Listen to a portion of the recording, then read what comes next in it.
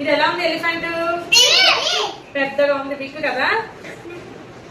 మరి లోపల చిన్న కోడిపిల్ల చిక్కు ఎలా ఉంది? స్మాల్. బిగ్ అంటే పెద్దది, స్మాల్ అంటే చిన్నది. పైకి ఎక్కాలనుకో అప్ అంటాం, కింద ఉండాలనుకో డౌన్ అంటాం. ఇక్కడ కోతి ఉంది కదా, మంకీ ఉంది కదా. ఈ కొండ మీద అంట ఒక జామ చెట్టు ఉంది. అప్పుడు కోతి ఇలా పైకి ఎక్కింది. ఎందుకు? జామకాయ కోసుకోవడం. అప్పుకి వచ్చింది కదా, అప్ప వచ్చిందా? మా ఇంటికి కూడా వచ్చిందిరా. అప్పుడు పెద్దపోతుందా? అవి తినేసిందంట, జామకాయ తినేసి మళ్ళీ ఇలా కిందకి వస్తుంది. ఏమనాలి?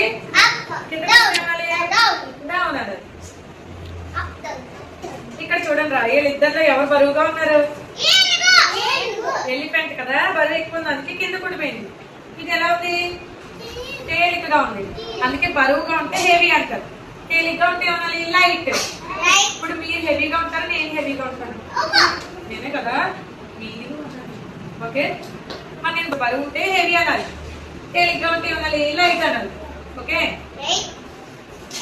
ఇక్కడ చూడండి, కుక్క ఏం చేస్తుందిరా? పాప పరిగెత్తిస్తుంది కదా. పాప దూరంగా ఉందా దగ్గరగా ఉందా? దూరంగా ఉంటే ఫార్ అన్నది.